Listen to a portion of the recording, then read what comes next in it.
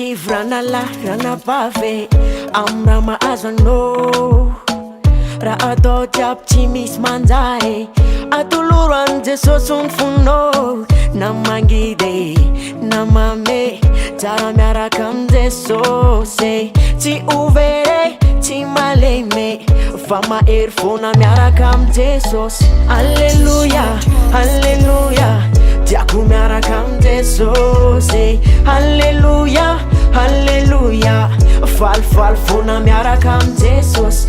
Alleluia alleluia tiako miaraka am Jesosy. Alleluia alleluia falifaly foana miaraka am Jesosy. Tompo efa miandanao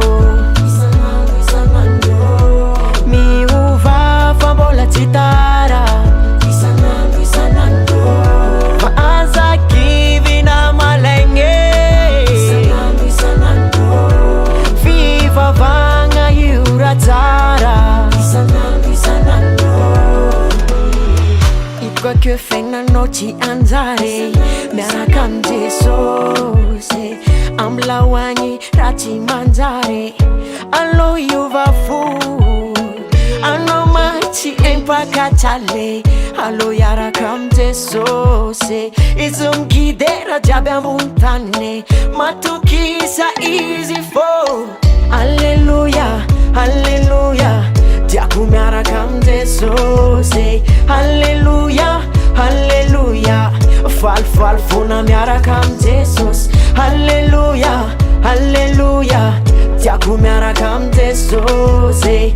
Alleluia alleluia falifaly foana miaraka am Jesosy. Tompo efa miandanao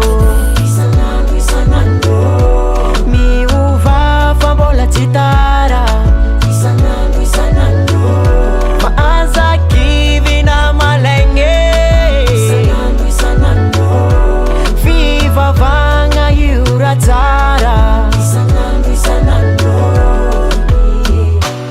mibeba amizay zalahy fefa akaiky ny farany ny tompo efa miandry anao efa miandry za koa izy atoloro anazy ny fonao sy ny fanahinao dia voavonjy ianao. Alleluia direna le avondrindra ny tompo efa miandranao miova fa mbola tsy tara